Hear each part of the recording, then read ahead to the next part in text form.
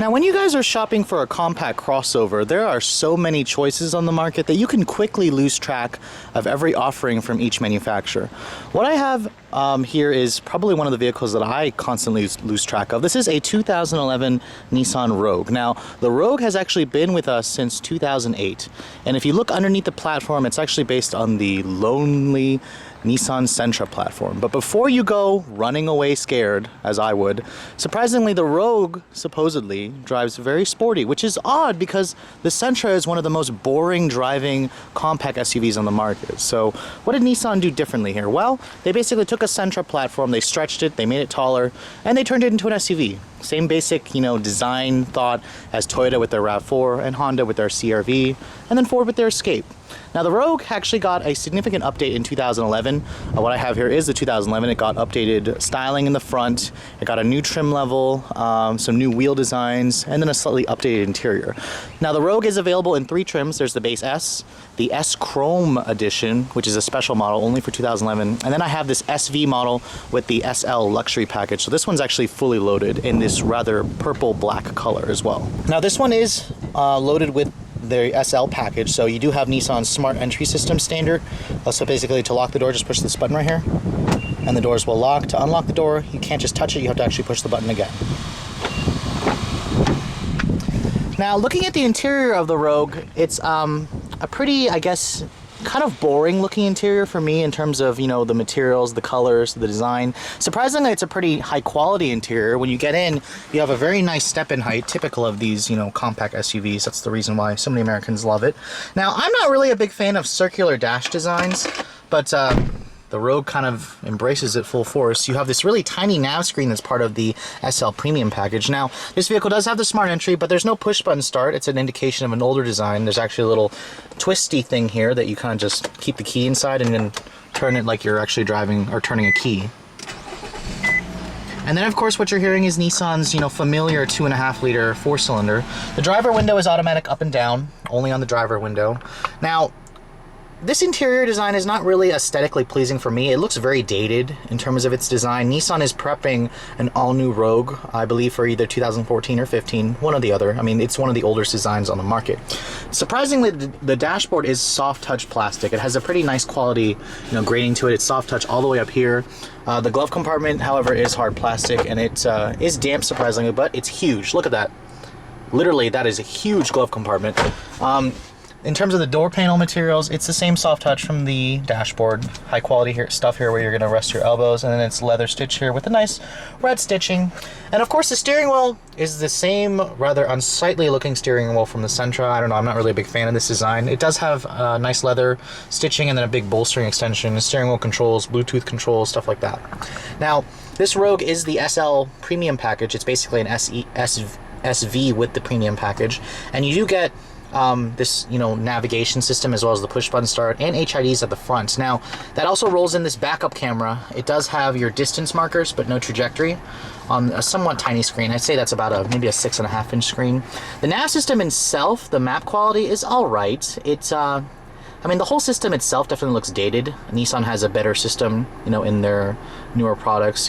Some of the control switchgear here kind of looks like, Infinity and stuff like that. Some of the sunroof controls up here remind me of Infinity. You do get single zone automatic climate control. Most competitors are offering dual zone. This vehicle basically only comes with a CVT transmission. There's no sport mode, there's no paddle shifters, just basically put it in drive and let the transmission go by itself. It has a rather unsightly looking shifter for me, at least I'm not a fan of the shifter. Now, this does give you AM, FM, satellite radio, is XM, you have your CD, you have your aux port that basically lives in the center console here. You'll also find a USB jack and a power outlet. It is nicely padded here, but this lid here doesn't adjust. It's kind of okay. There is heated seats on this model. And then, of course, let's come to this touchscreen here. It's a rather decent touchscreen. It actually is pretty responsive. The buttons here are pretty small, though. I'm not a fan of how small the buttons are. And then when you actually get to the nav system, if you want to enter, an address or something like that, there is a nice back button there. It's somewhat slow to populate if you're going to actually hit street address, so it's kind of an indication that this is an older. I believe this is just an SD card-based navigation system. I don't want to say it's DVD-based, but I could be wrong. You guys will have to check that. That premium package also rolls in that Bose audio. It sounds okay, nothing that special really. It's kind of just a lower quality, lower-end Bose audio system. Now, the back seat of the Nissan Rogue is pretty class competitive. I mean, you're pretty much going to get the same, nice step-in height. There's some decent legroom here, decent foot space, dual map pockets, and then surprisingly there's no adjustable headrest here and no armrest, kind of an indication again that you're driving a vehicle that's a little bit older in design. When you close the door panels are actually hard plastic back here, so they're not carried over from the front, but you do have leather stitching at least where the elbows are going to rest. Now, a power liftgate is not available on the Rogue like some of the competitors offer, but you do have a decently sized cargo area. With the seats up, you're going to get about 29 cubic feet of space. Fold them down, you're looking at about 58, roughly about 15 to 10 less than the competition, like the CR-V, for example, offers about 74 cubic feet of space.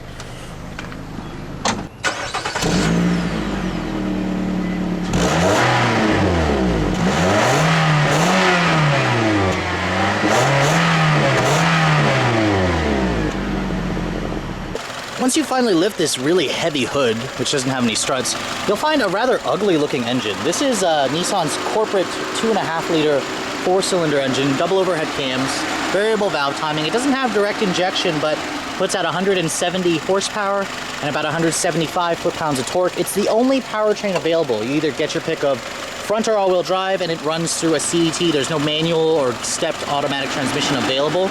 I kind of hope Nissan will go with their turbo 1.6 out of the Juke in the next generation, but we'll see what they do. Fuel economy is about 22, 26 with the all-wheel drive, add about 2 if you go with the front-wheel drive model. Let's take a look at how it all works together.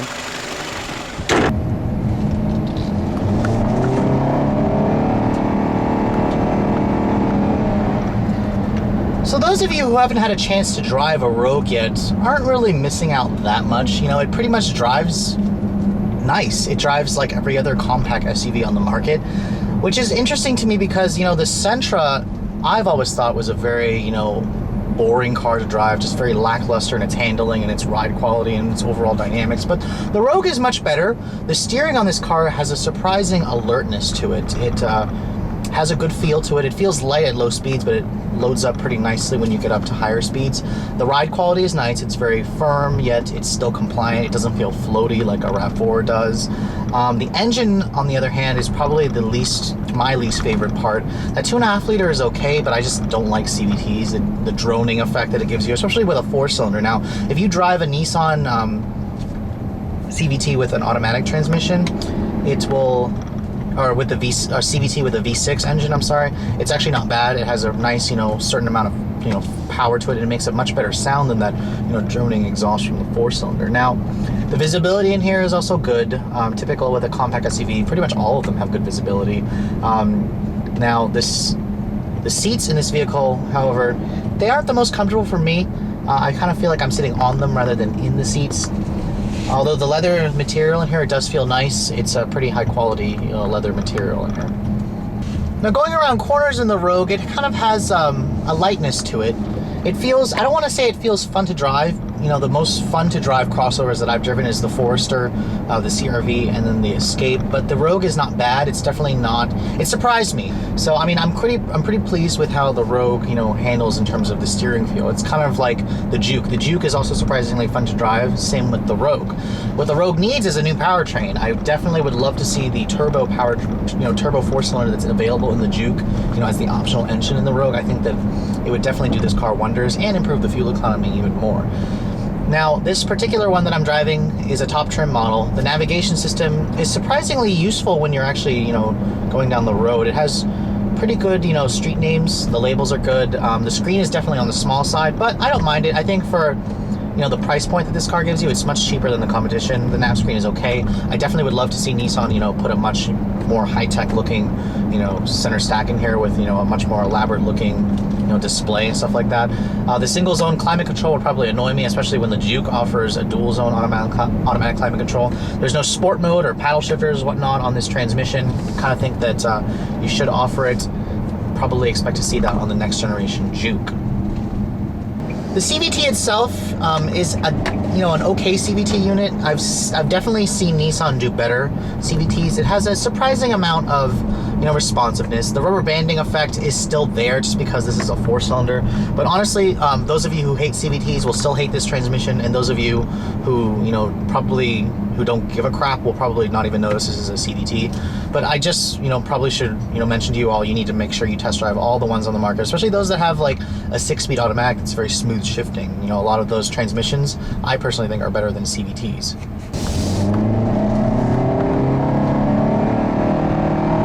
Again, acceleration in this car is really nothing special. You know, most of the other 4-cylinder compact SUVs are pretty much like this. Expect 0 to 60 times about a little over 9 seconds with the all-wheel drive, maybe about a half second slower with the front-wheel drive model.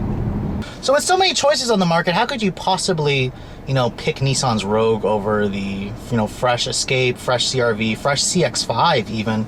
You know, I probably would have trouble recommending the Rogue, you know, especially since the 2013 model is pretty much the same as this 2011 model, except for, you know, some really great deals and incentives, and then that lower price that might, you know, attract you in. I definitely think that those of you who are shopping for a compact crossover should probably check out the competition first before you know, sign your name on the line for this car. Nissan is planning to do an all-new Rogue soon. I mean, it is one of the oldest crossovers on the market, and I definitely think that if you guys are okay with, you know, having somewhat of an older design but getting a good deal, the Rogue is a solid, you know, mid-pack choice. But those of you who want the most, you know, the best looking crossover, or the most tech, or even the best gas mileage, you may be better off looking at some of the competition, see what it has to offer. But anyways, guys, I hope you've enjoyed my overview of this 2011 Nissan Rogue. If you're in the market for a compact crossover, check out the competition first. But thanks so much for watching. I'll catch you all later.